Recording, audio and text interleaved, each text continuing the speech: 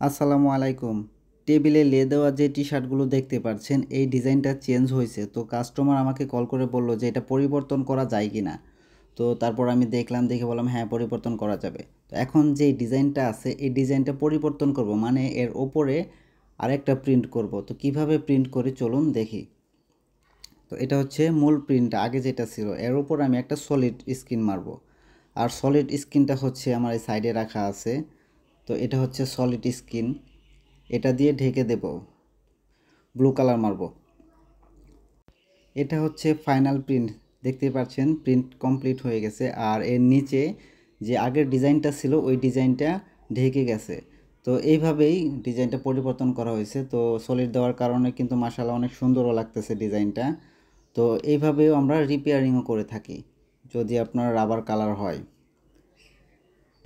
এবং নতুন যে কোনো কাস্টমাইজ ডিজাইনও আমরা প্রিন্ট করে থাকি। আপনার পছন্দের যদি কোনো ডিজাইন থাকে সেই ক্ষেত্রে আমাদের সাথে যোগাযোগ করতে পারেন। যে কোনো কালার টি শার্ট এবং যে কোনো ফেব্রিকের ওপরেই কিন্তু আমরা প্রিন্ট করি। আর এটা হচ্ছে স্লিপ দেখতে পাচ্ছেন, স্লিপটাও প্রিন্ট করতে হবে। তো স্লিপটা আমরা এটা উঠাইয়া তারপরে স্লিপ প্রিন্ট করব। তো ভিডিওটি দেখার জন্য ধন্যবাদ, ভালো থাকবেন, আসসালামু আলাইকুম।